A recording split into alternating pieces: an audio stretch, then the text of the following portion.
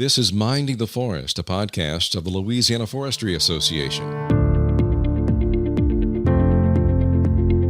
Hello, I'm your host, Jeff Zeringue, media specialist for the LFA. In Minding the Forest, we talk about all things forestry.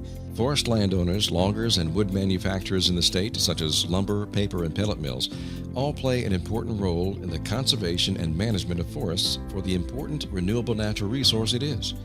Managed forests offer more for wildlife and water protection, so the LFA advocates to keep forests as forests.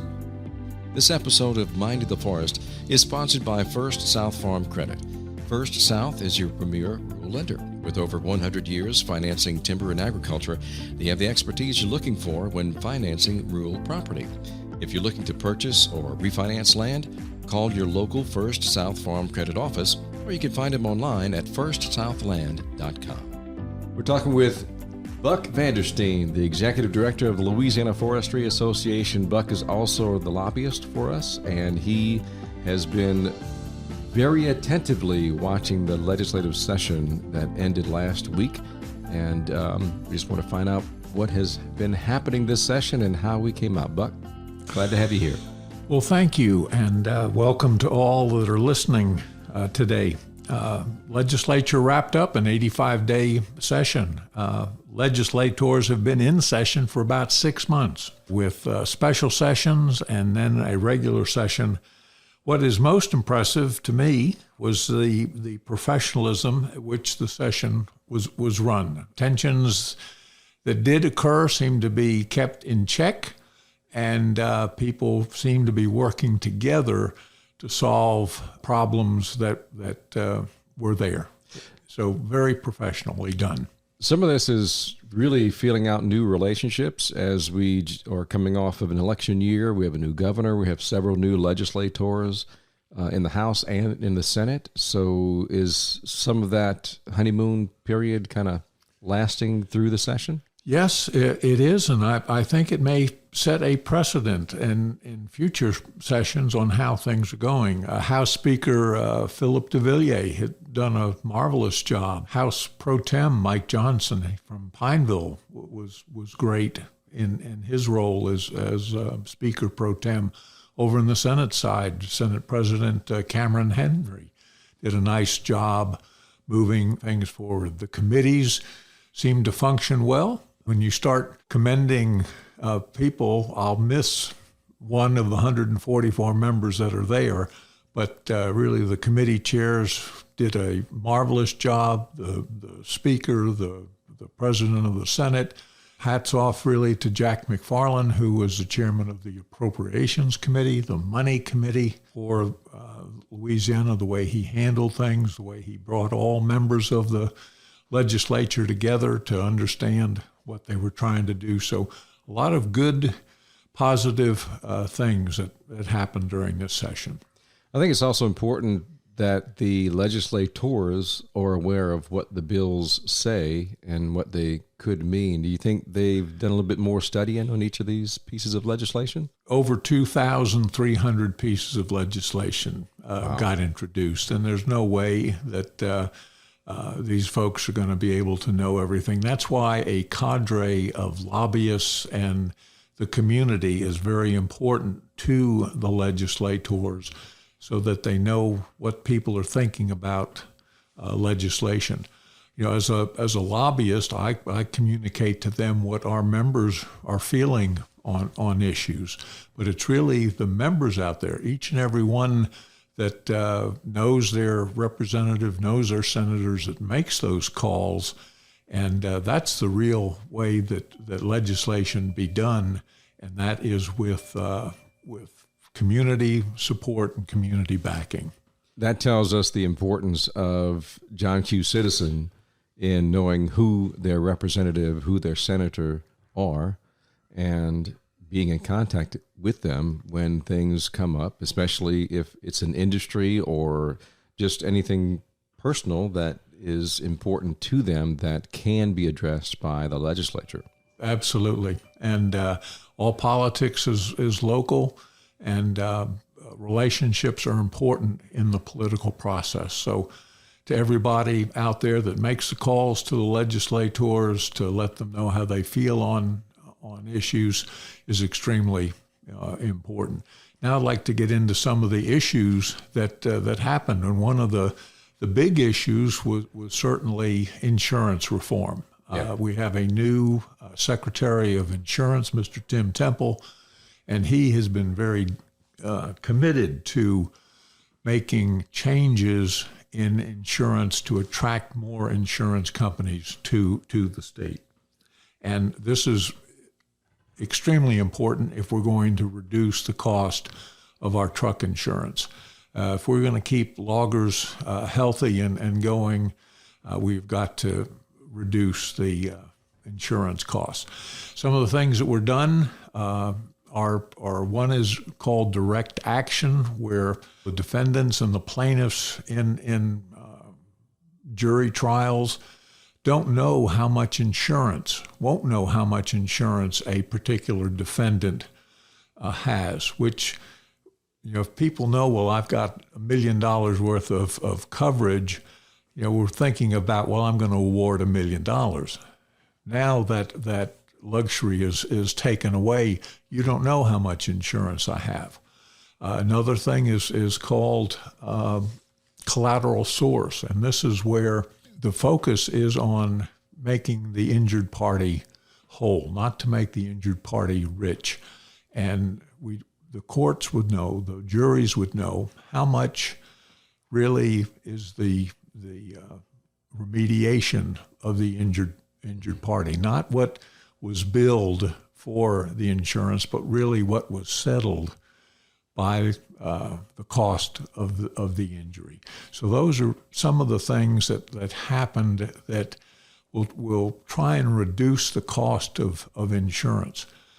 We always talk about tort reform. We talk about reducing medical costs.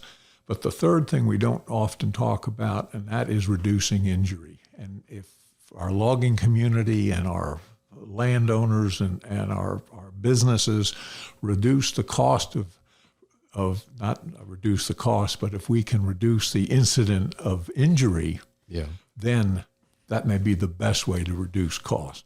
I think if you look at some of the chapter meetings for the Louisiana Logging Council, you see a lot of safety issues that are coming up on that. So for loggers, it's important to make those chapter meetings, and you get some good information for that. And that's one way. And the safety meetings that they have individually at their own companies, that's another way to do it as well. We're going to have Tim Temple at the Louisiana Forestry Association annual meeting, and he's going to share with us what the legislature did to help reduce the cost of insurance and hopefully to attract new business. So it's going to be a very informative session that he will be conducting during the meeting. But it's kind of heartening to hear that particular bill has passed. That was one of the things he talked about when he was on Minding the Forest last fall, that a lawsuit isn't a lottery where you're gonna win. And if you watch commercials, it gives that appearance as though that's the way you're gonna win the lottery. But it is something that certainly is necessary, and certainly when wrong is determined, then it needs to be remediated. Doesn't need to be these exorbitant amounts. Yep, that is true. Most importantly, let's prevent the accidents from happening in the first place. Some of the other things that passed during the session: protection against foreign ownership of our agriculture and forest lands. This was an issue that was raised in the national news. It's not such a big problem in Louisiana, but it is nationally where foreign ownership of agricultural lands came in question of what was the purpose and reason for that. But in Louisiana now there is a protection for that, as well as another national issue that could have impact in Louisiana, and that is squatters. How many times have we heard of squatters taking over a house and the original homeowner having difficulty removing the squatters? Well, now in Louisiana, if those squatters are on private land, they will be removed quickly under legislation that was passed during this legislative session. So very good pro-landowner issues. And that's not just someone who tries to take over a home, that's on anyone's property. That's right. Oftentimes, our larger landowners and even some of our smaller landowners will come out to their property and see that somebody has encroached on their property and saying, this is my property. And if you don't see it in a certain amount of time, that person feels that they have a right to own it. Well, with this legislation, it will now say you have to show proof that you own it, not just say that you're owning it. So good landowner issue. Yes, indeed. Another thing that we recognized during the last wildfire season was the toll that it took on many of the wildfire firefighters. We think of post-traumatic stress syndrome as being a issue with war, but really the war of fighting a wildfire is as deadly mentally to people as anything else. So there's been legislation that was passed that will give people who are wildfire fighters to have a chance to get some help, to get some counseling on what this experience has done to them mentally and physically. So I think that's extremely important. Allowing firefighters to get some help with that seems like a very good thing. I don't think folks realize the danger in fighting those fires. And with last year's drought and heat, there were some that got into some pretty precarious situations. Yeah, what we hear from people that were fighting those fires is that it's the worst thing that they've ever experienced, and they need help to counsel them. The greatest thing is that during that wildfire, not one person was killed in all that firefighting that was done. So again, safety was top of the line, but we just need to be sure that their mental safety is in line too. So extremely good. Another thing that the legislature approved was some training for volunteers in wildfire fighting. And this is mainly through rural fire departments, but I think it's also an opportunity for our landowners that have personnel that do their own firefighting on their property to get some extra training and to help them be better protectors of their forest resource. So those are things that helped, I think, a whole lot during the legislative session. A lot of volunteer fire departments in the rural areas of Louisiana, so that has to be really a good thing for them as well. And volunteer firefighters are great. They're oftentimes the first ones on the scene, but sometimes they can get overeager, and they can get themselves in a situation they are not meant to get out in the woods and put out fires. Mm-hmm. They're meant to protect structures, and if that coordination with structures and with the wildland firefighting needs to be very clear so that people aren't injured or their equipment isn't burned up. I mean, we've heard examples of a well-meaning volunteer fire department running out into an area to try and put a fire out in an open area. Mm-hmm. Well, the vehicle sank because the ground was soft.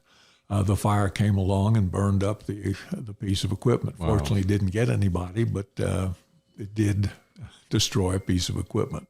Yep. So we got to watch. Yeah. We got to know our limitations. Extra help. Yep. Some of the things that also passed, it's always good to recognize exceptional talent and exceptional work in our industry. And one legislator honored our outstanding logger last year, Trey Maxwell, with a beautiful resolution on the contributions that logging and his business places on the community there in Northwest Louisiana. Just a great honor for Trey Maxwell and his family to be there. And another legislator honored our outstanding tree farmer of the year, Melanie and Gaston Lano, for their work in Tangipahoa Parish, being good stewards, managing their land for sustainable forest resources. So very, very good that the legislature recognizes extreme effort and extraordinary effort in protecting our resources. That's good for all the legislators to experience that, because not all the areas of the state are familiar with forestry, and they don't have that as an industry within their district. That is very, very true. And we don't have many people. We have very few people in the legislature that have knowledge of forestry. Fortunately, we have one, and again, Jack McFarland, who really is a leader and brings a lot of people along with that. But we also have many good agricultural folks with interest in agriculture, and they understand forestry. But you're exactly right. Most of the population is in cities. Rural areas are a small portion of the legislature, and we've got to do a lot of education with people. Smoke, fire, logging, cutting trees, all things that if you listen to some people that will say cutting a tree is bad and it's bad for the environment and all, but yet everybody uses bathroom tissue and paper towels and builds homes and all that. Without the harvesting of trees, those products for the benefit of society will not be there. So extremely important that we understand the relationship between sustainably managing our resource and the needs of society.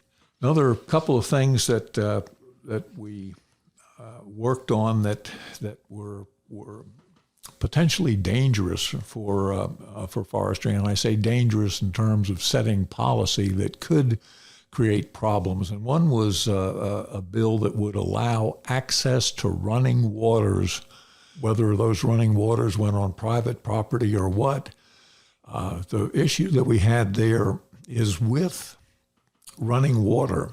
Someone could say, well, there's running water, there's a stream going through your property. I can pass along that running stream, fish, put my boat up to the bank, do what I need to do, and no regard for the landowner, what they're doing on their property, or for the hunting clubs that are there that are managing wildlife. Very, very dangerous bill to allow access to private property without knowledge of the landowner. That bill was defeated, but that bill comes up just about every year in the legislature, and every year it seems to get a little less supportive by members. This year it was a very close vote in committee to stop it in committee. So it's an issue that we have to watch very close. No one is opposed to hunting. No one is, or fishing. No one is opposed to people contacting a landowner and seeking making permission, sure that's right, permission to be on the property. But just thinking that you have access to go anywhere you want because it's water and it's a public water, or just like air is public. You just can't go everywhere water is without the permission of the landowner. I guess in the litigious environment that we find ourselves in, it puts a great deal of liability on the landowner. Is that something that I guess the folks who are seeking access for this don't take into account? Well, and the danger is that you're doing something on your property. Let's say I'm building something, or I'm working something, or I'm harvesting trees or something, and somebody is traversing the water and don't know that he's there, and he gets off the boat onto the bank, and a tree falls and hits him, or something there because the landowner didn't know that he was there. It's not a good situation. Worst situation is you got hunting clubs, you got things going on, a controlled hunt, and if someone is there on that property that is unknown to the group, you could have serious impacts. So those are things that we need to watch. And speaking of hunting, I had another legislator pass a piece of legislation that we were successful in amending that would allow a hunter with a mortally wounded deer to retrieve that deer even if it's not on your property. And we amended that particular bill by saying that before you entered that other person's property to retrieve a mortally wounded deer, that you had to get the landowner's permission. This is not going to be an excuse to say, well, I shot a deer and I can go retrieve it. Mm-hmm. Yeah. It is, okay, I shot a deer. Do I have the landowner's permission to go achieve it? And if I do have the permission, I can go retrieve it. But if I don't have the permission to retrieve it, no, you do not access the private landowner. Which makes it always good if you're going to hunt, then it's good to know who the adjacent property owners are and make arrangements prior to hunts. Exactly. Know where you are. If it's not yours and you're on someone else's land, our trespass laws put the trespasser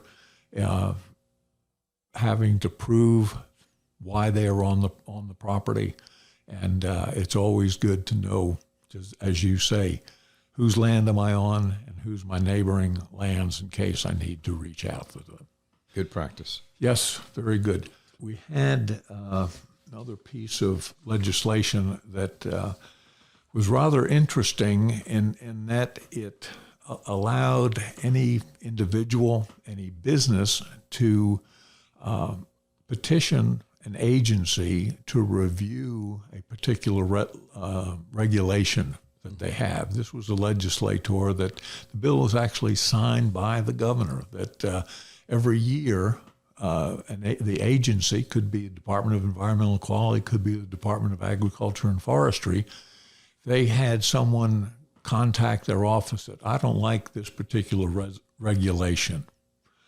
The agency would have to review that regulation and see if really it is if it's been effective in what it's intended to do. And every 5 years, the agency would report to the legislature any reviews that they did do on regulation to see if we could maybe reduce some regulation to help businesses and individuals move along.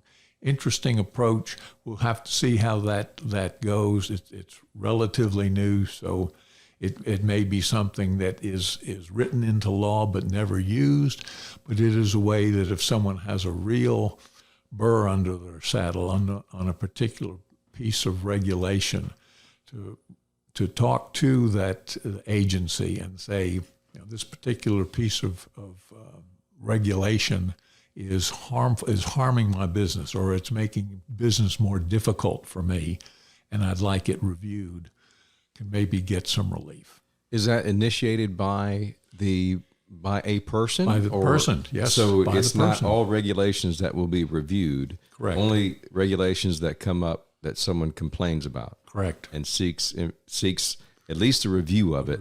Yep. And it may or may not go anywhere. Interesting concept. It sounds exciting, but we'll have to see how that goes, because it was brand new. It really was a little bit of surprise. It moved quickly through the legislature, and the governor has signed it. So, be curious to see what the regulations come up first as people want to complain about. I'm sure there's some people out there that would probably say posted bridges are a regulatory problem, that posted bridges just pop up everywhere, and we aren't notified that the bridge is posted, and the state trooper is right there writing us a ticket for crossing the bridge without any instruction on how to get around the posted bridge. Mm-hmm. So that could be an interesting regulation right there. Could. Right. We'll have to maybe revisit that when some complaints coming in, reviews start, and see what happens as it pertains to our industry. Another issue that has come up now in a couple of years, and it's relatively new, and that is carbon capture and storage. And through the national effort to reduce carbon dioxide in the atmosphere, Louisiana is in a very unique position to use our geologic structure to capture this carbon being injected deep into the Earth's surface. That carbon will be locked up for generations to come. A lot of people don't understand what's going on, and that's a good opportunity for a lot of these oil and gas companies that are doing this to be educating the public about it, to be monitoring these situations.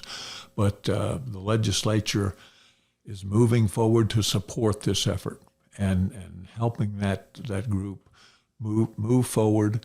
One particular piece of legislation during the session removed the liability that a landowner would have if carbon sequestration was going on their property.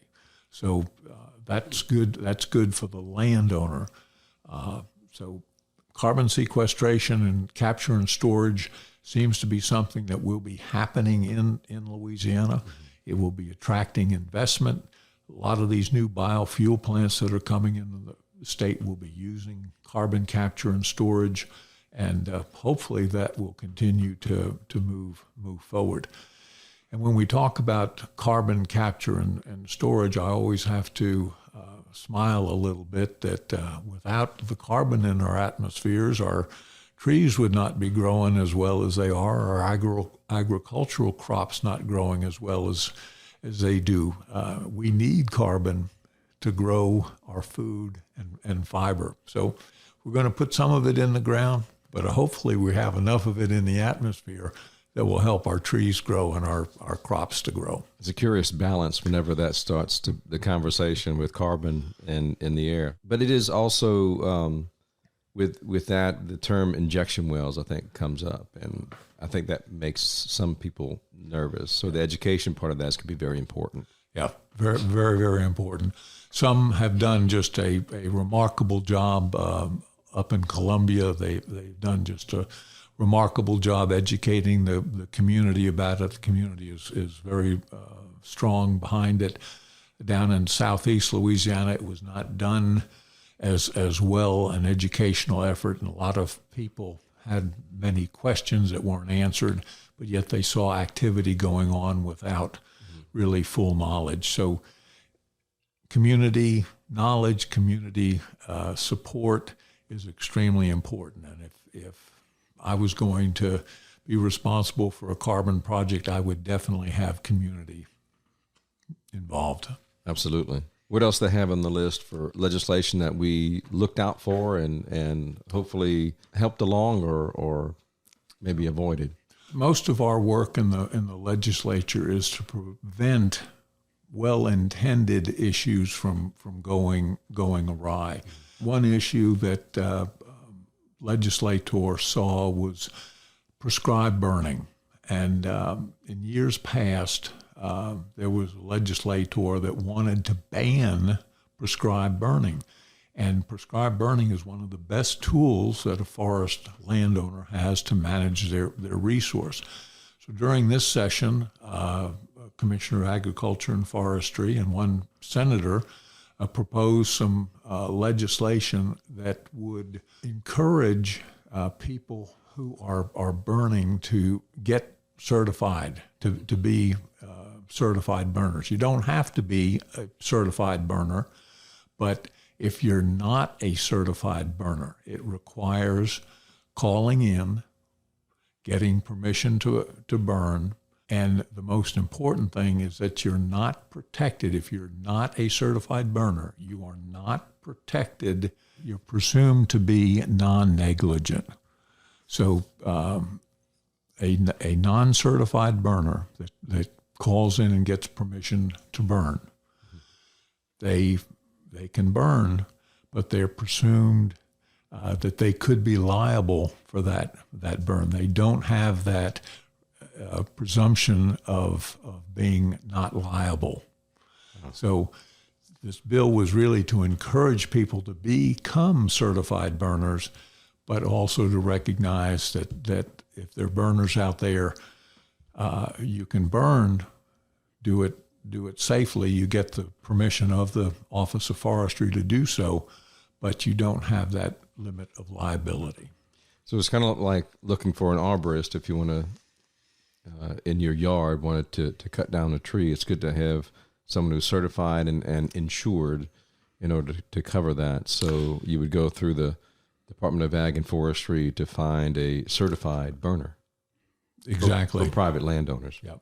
So that was a way to keep people who are against prescribed burning a little bit more understanding for burning, and hopefully that will suffice, and we won't see more effort to stop prescribed burning. We can't afford to lose prescribed burning.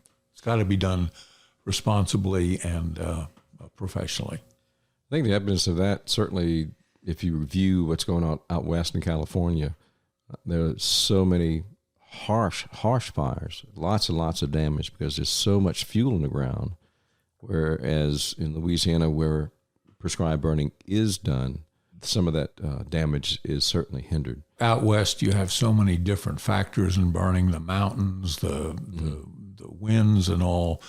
You know, fortunately, in the South, most of our land is pretty flat.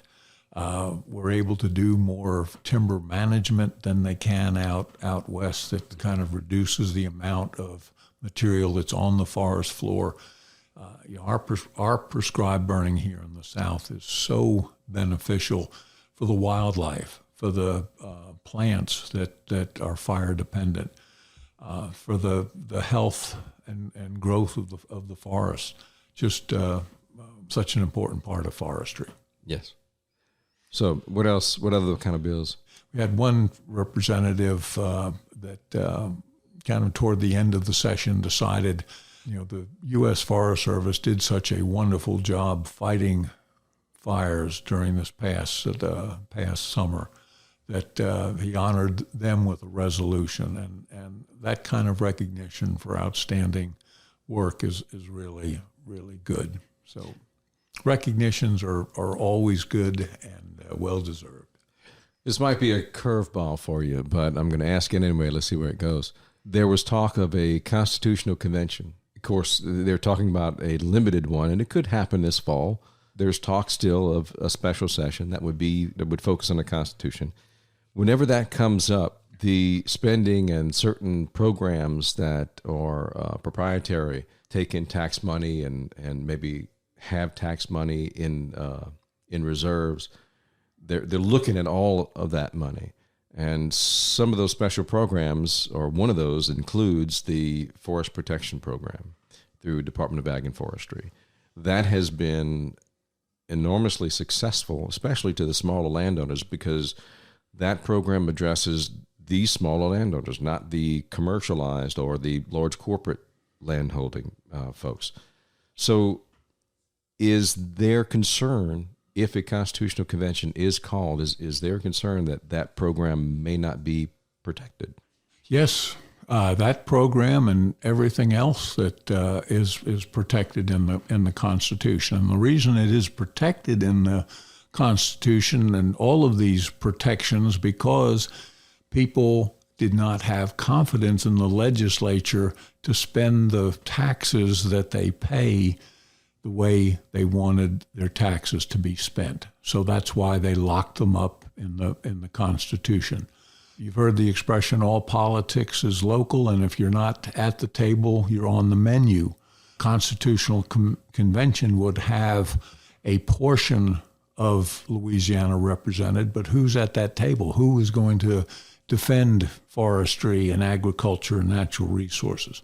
Who's going to show that these monies are here for a purpose and a particular need? Our Constitution is large. It is adaptive. And when I say adaptive, look at every election cycle, there is always an addition to our Constitution. I've never seen a removal of an issue in our Constitution. It's always adding to our constitutions, and people say yes or no. I think the legislature can focus on the Constitution and make changes legislatively and bring them to the people to do that, and not have to have a need to go through another constitutional convention. Fear the unknown, what a constitutional convention would mean, who would be harmed, who would be benefited, just raises a lot of concern and question. So we'll have to see how that goes. I will say that we're into the second week of rest with all these legislators after 6 months of being almost continually in session.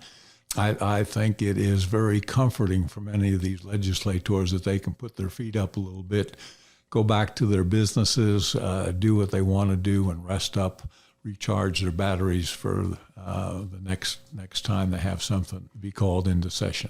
It might be the longest break they've had this year.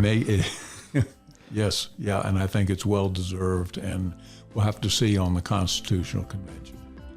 Buck Vandersteen, Executive Director of the Louisiana Forestry Association. Buck, thanks for joining us. Thank you. Thank you for listening to Mind of the Forest, a podcast of the Louisiana Forestry Association. This episode of Mind of the Forest was sponsored by First South Farm Credit. First South is your premier rural lender. With over 100 years financing timber and agriculture, they have the expertise you're looking for when financing rural property. If you're looking to purchase or refinance land, call your local First South Farm Credit office or find them online at firstsouthland.com. If you'd like to learn more about sustainable forestry and the LFA and its programs, and how you can be part of an organization that supports landowners, loggers, and wood manufacturers in the state, go to laforestry.com. You also can send comments or suggestions to me by email at jzeringue@laforestry.com.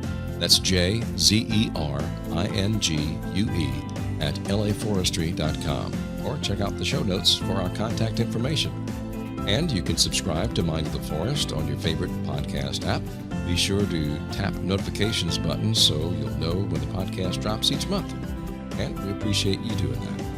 Remember, at the Louisiana Forestry Association, we're Mind of the Forest for you.